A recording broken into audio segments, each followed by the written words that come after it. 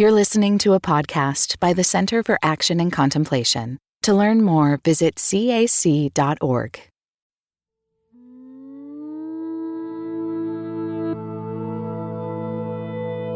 Hello, I'm Dr. Barbara Holmes, and I am so excited that I am part of this brand new podcast, The Cosmic Way. And I'd like to give you an introduction to what we're going to be talking about.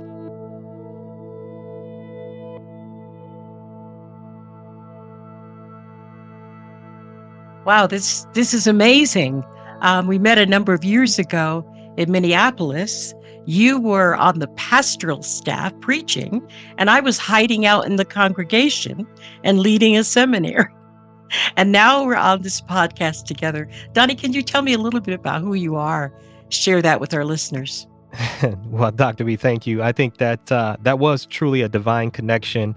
I remember that moment like it was yesterday. So I'm thankful to the Creator for bringing us together. You know, I don't do well trying to introduce myself, but I have an undergraduate degree in mechanical engineering, MBA, and marketing from the Broad School of Management, Michigan State University, both degrees, and also a doctorate of ministry in biblical preaching from Luther Seminary in St. Paul, Minnesota.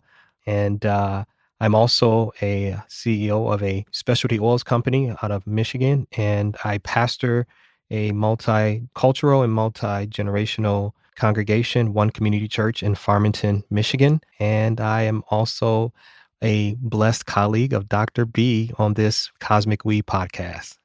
Dr. B, tell us a little bit about yourself. Of course, I have had the privilege of digesting and being inspired with your work, even prior to meeting you. Joy Unspeakable was one of my first introductions to your work. And of course, you have written many books. And so tell us a little bit about yourself. Well, I'm a writer, an activist, a dreamer, and someone who has far too many degrees for her own good. Basically, all that tells you is that I didn't realize that Divine Spirit had decided I would be a late bloomer so that I would come to the fruition of all of the work that I am here on earth to do later in life. So that meant the beginning was confusing. I didn't know what I was supposed to be doing. So I got a bachelor's degree in sociology from the University of Connecticut, a master's in education from Southern Connecticut University in New Haven. I later went on and got a Juris Doctorate, a law degree from Walter F. George School of Law in Macon, Georgia. And after that, when I realized that law was not it, I went on to Columbia Theological Seminary to receive my MDiv. Finally, I was on the path that had been foreordained for me. And I ended up finishing with a PhD in ethics and religion from Vanderbilt University. And the rest has been history as I journeyed as a professor, a dean, and finally the president of a seminary before retiring. I am now doing the work that my soul must have.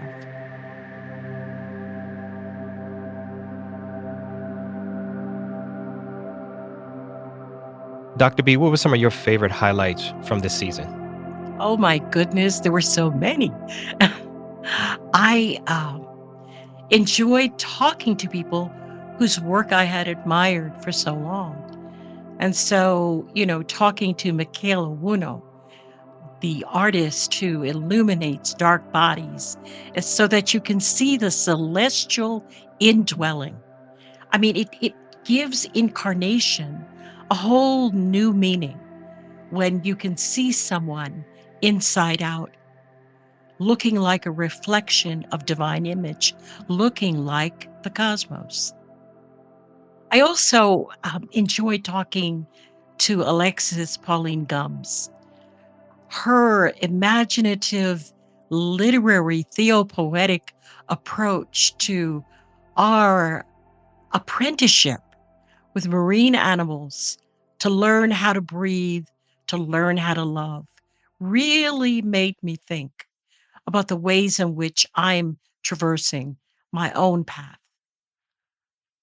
If I think back to the conversations we had with Billy Marks and that lovely meditative segment, his sense of divine performance connected me back to my own artistic instincts.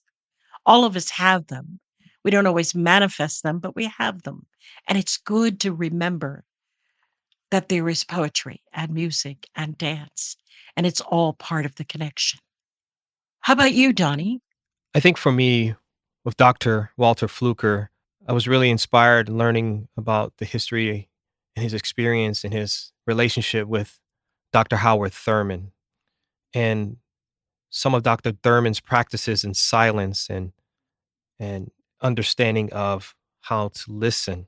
Like you, I really was inspired by the embodiment work of Billy Mark. Some of his, as you call, sensitivity, some of his insights and his ability to listen and embody the living word and become the word was something that really stuck out to me. Dr. Alexis Pauline Gumbs, some of her writing, specifically in the conversation that you and her had in the interview with her about listening darkly. She talked about listening to the dark and also listening through the dark, listening through the pain, listening through the grief, listening through the loss, and the lessons that she learned from those experiences and the takeaway from those.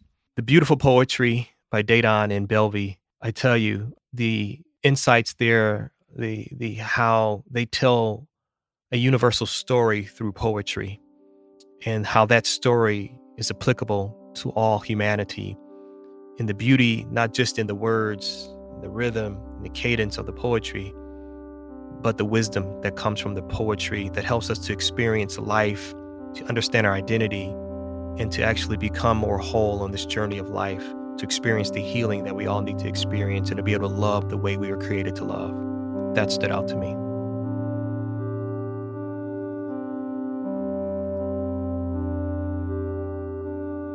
What I'm hoping that listeners hear are new pathways to healing. Each and every guest offers a gem, an idea, a practice that will heal the places that we can't reach with our ordinary litanies and prayers. Those inner recesses where trauma still resides, where grief is hiding. Community requires that we begin moving toward wholeness together. And what I'm hoping is that our listeners will hear those opportunities for healing and respite and connection.